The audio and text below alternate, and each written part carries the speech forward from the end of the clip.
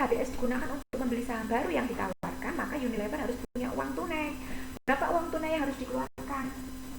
Kas yang harus dikeluarkan kan berarti tadi kalau misalnya kita membeli saham baru yang ditawarkan, terus bayarnya pakai HBS, harganya kan 8.500. Berapa jumlah saham yang bisa dibeli? Tadi kan 50 lembar.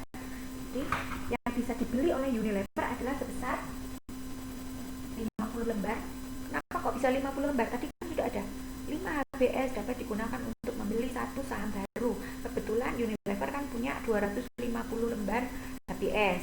Berarti kalau 250 lembar itu dibagi 5, berarti saham baru yang bisa dibeli sebanyak 50 lembar. Nah, kalau karena belinya pakai HBS, maka harganya 8.500. Berarti jumlah uang kas yang harus dikeluarkan kalau misalnya Unilever itu membeli saham baru dengan menggunakan HBS, jumlah kas yang harus dikeluarkan 420.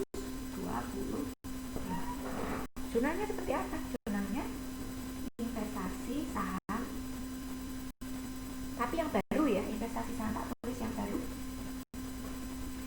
sebesar berapa nanti ya? Kreditnya apa? Kreditnya kasnya sebesar ini,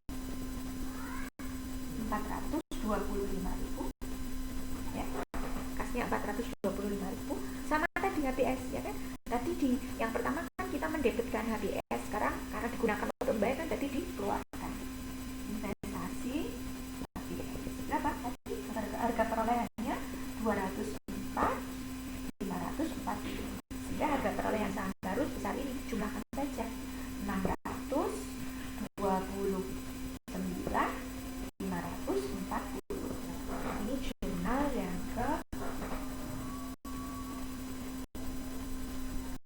jurnal yang kedua. Jurnal yang kedua itu adalah jurnal yang digunakan untuk mencatat kalau misalnya Unilever membeli saham baru yang ditawarkan. Jadi kalau dia mau membeli saham baru yang ditawarkan, dia harus punya uang. Berapa jumlah uang yang harus dia keluarkan? Yaitu tadi per lembarnya 8.500 ya, kali 50 lembar yang bisa dia beli. Seperti itu. Oke, itu jurnal yang kedua. Kalau misalnya HBS itu digunakan untuk membeli saham baru yang ditawarkan. Nah, sekarang yang C.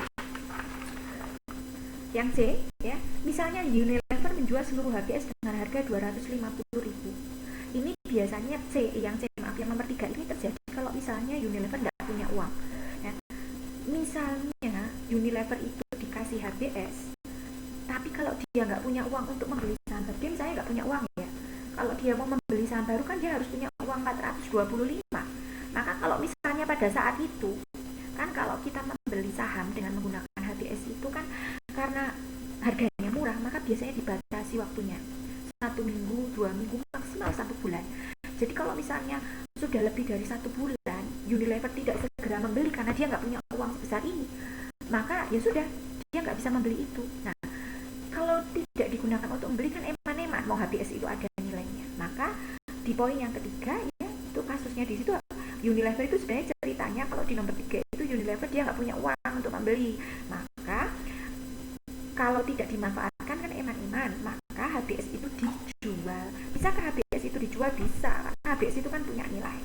Nah, di situ disebutkan di poin yang ketiga, misalnya PT Unilever menjual seluruh HBS. Kenapa kok dijual? Ya itu karena sampai batas waktu, misalnya 1 minggu atau 2 minggu ternyata Unilever nggak punya uang, kan eman-eman HBS-nya kalau nggak dipakai, mending dijual saja. Ternyata dijual laku 250.000. Jadi yang tadi harga perolehannya 204 dijual laku 250. Nah, jumlahnya gimana? Nah, untuk yang ketiga dijual laku 250.000. HBS-nya dijual laku 250.000. Berarti debitnya kas 250.000. Kemudian tadi HBS-nya kan dijual. Kalau dijual berarti dikreditkan. Kreditnya investasi HBS.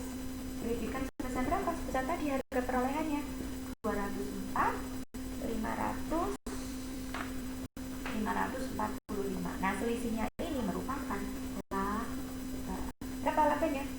Labanya 45.450. Jadi saya ulangi lagi, bagi investor lama yang memperoleh HBS biasanya mereka diberikan waktu yang cukup sempit untuk membeli HBS, untuk membeli saham baru dengan menggunakan HBS, biasanya 1 minggu, 2 minggu, atau maksimal 1 bulan. Nah, kalau misalnya setelah 1 bulan ternyata perusahaan atau investor lama itu nggak punya uang juga, kan enak-enak HBS-nya kalau nggak dipakai, maka sebaiknya dijual. Kenapa? Karena kalau dijual pun dia laku, seperti itu. Nah, sekarang yang terakhir itu adalah yang keempat adalah jika HBS dibiarkan kadaluarsa. Wah, enak-enak banget ya. Padahal kalau dijual kan laku. Tapi di sini kasusnya HBS dibiarkan kadaluarsa. Nah, kalau dibiarkan kadaluarsa maka jurnalnya langsung. Yang keempat langsung ya. HBS dibiarkan kadaluarsa berarti rugi ya. Rugi, maka debitnya rugi HBS tidak digunakan. Kemudian kreditnya investasi HBS berapa? Sebesar 204.440. Nah, ini jurnal yang keempat. Oke, seperti itu. Jadi ada skornya ada 4 ya, ada 4. Ada 4 jurnal yang harus dengan buat. Jurnal yang pertama adalah pada saat penerimaan HBS, kemudian jurnal yang kedua adalah pada saat HBS itu digunakan untuk membeli saham baru, kemudian jurnal yang ketiga adalah pada saat HBS itu dijual kepada pihak lain, kemudian yang terakhir adalah kalau HBS dibiarkan kadaluarsa. Seperti itu. Oke, dari di soal ujiannya ada 4 berarti yang sudah pernah kita bahas ya. Yang pertama itu adalah rekonsiliasi bank, kemudian soal yang kedua adalah rekonsiliasi bank ada 2 skor, kemudian yang soal nomor 2 itu adalah investasi jangka pendek obligasi itu ada 4 skor, kemudian yang ketiga adalah utang wesel itu ada 4 skor juga, kemudian yang keempat itu adalah aktiva tetap ya. Aktiva tetap ini kebetulan skornya hanya 2. Kemudian soal yang kelima, ini soal yang terakhir adalah HBS. HBS ini adalah soal yang paling, maksudnya soal dengan bobot pengerjaan yang relatif simpel. Tadi kan nggak terlalu lama pembahasannya, tapi dia skornya cukup tinggi, 4 skor. Jadi harapan saya nanti ketika jenengan mengerjakan ujian, karena nanti ujian itu kan waktunya dibatasi, maka pilihlah soal-soal yang menurut jenengan itu Anda anggap mudah, tapi dia skornya tinggi. Nah, salah satu soal yang diasumsikan cukup mudah, hitung-hitungannya nggak terlalu banyak, tapi dia skornya tinggi adalah ini HBS. Jadi nanti kalau soal ini benar-benar keluar di ujian, maka kerjakanlah soal ini untuk pertama kali. Kenapa? Karena hitung-hitungannya nggak banyak, ya, tapi dia skornya 4. Kalau yang investasi obligasi atau piutang biasa skornya sama-sama 4, tapi kan pengerjaannya kan banyak sekali ya, cukup rumit. Nah, sementara kalau ini skornya banyak, tetapi perhitungannya tidak terlalu tidak terlalu susah. Jadi kan harus hati-hati karena nanti soalnya tidak sama dengan yang di sini. Kalau di sini tadi kan 5 HBS dapat digunakan untuk membeli saham baru, maka nanti di soal tidak mungkin sama. Bisa jadi nanti 3 HBS dapat digunakan untuk membeli saham baru, bisa jadi nanti 10 HBS bisa digunakan untuk membeli saham baru. Jadi ketika soalnya berubah, jenengan juga harus menyesuaikan. Nah, biasanya mahasiswa yang salah itu yang ini. Kemudian tadi hitung-hitungannya tadi untuk yang poin yang pertama itu biasanya mereka menghitungnya tidak teliti, seperti itu. Nah, karena soalnya cukup mudah untuk soal yang nomor 5, maka kerjakan dengan teliti karena iman-iman. Karena biasanya kalau yang A salah, maka biasanya yang kalau yang A biasanya benar, nomor 1 biasanya benar, yang salah itu biasanya nomor 2 sama nomor 3. Kemudian untuk nomor 4 ini biasanya benar. Oke, itu ya pembahasan untuk investasi jangka panjang untuk yang saham. Khusus yang saya keluarkan ini adalah untuk yang HBS. Sebenarnya di modul pembahasannya untuk saham ini masih belum selesai ya. Setelah HBS nanti ada lagi ketika saham itu di penghentian investasi saham. Saham itu bisa dihentikan karena beberapa sebab ya. Jadi saya lanjutkan modulnya ya. Kalau tadi soalnya itu, kemudian saya selesaikan untuk saham biar tuntas ya. Penghentian saham, kalau tadi ada perolehan saham, kemudian ada pendapatan yang diperoleh dari saham, kemudian ini HBS, kemudian sub yang terakhir dari saham adalah penghentian saham.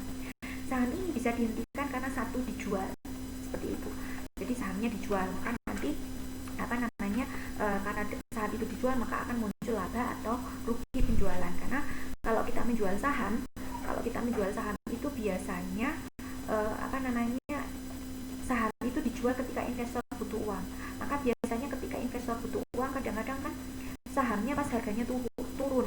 Jadi bisa jadi ketika kita menjual saham pas sahamnya harga pas harganya turun, jadi kita bisa untung bisa juga rugi. Tapi usahakan ketika kita menjual saham pada saat kursnya sedang naik. Kemudian pelunasan saham ini biasanya terjadi kalau misalnya perusahaan itu dia menukar saham. Pelunasan saham ini terjadi kalau perusahaan atau investornya itu mau kolaps atau mau tutup. Nah, biasanya pelunasan saham ini akan mengakibatkan investornya itu mengalami kerugian. Jadi beda dengan penjualan. Kalau penjualan itu biasanya investor bisa menjual saham pada saat harga saham tinggi. Maka biasanya peluang untuk mendapatkan keuntungan itu besar kalau sahamnya dijual.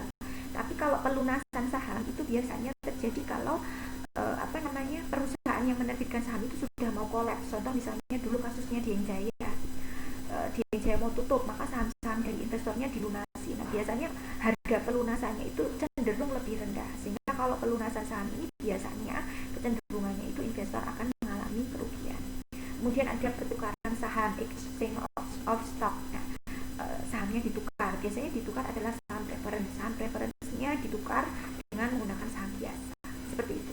Oke, itu kurang lebih untuk saham. Silahkan untuk detail untuk pembahasan pengertian saham, jangan bisa baca sendiri di modul.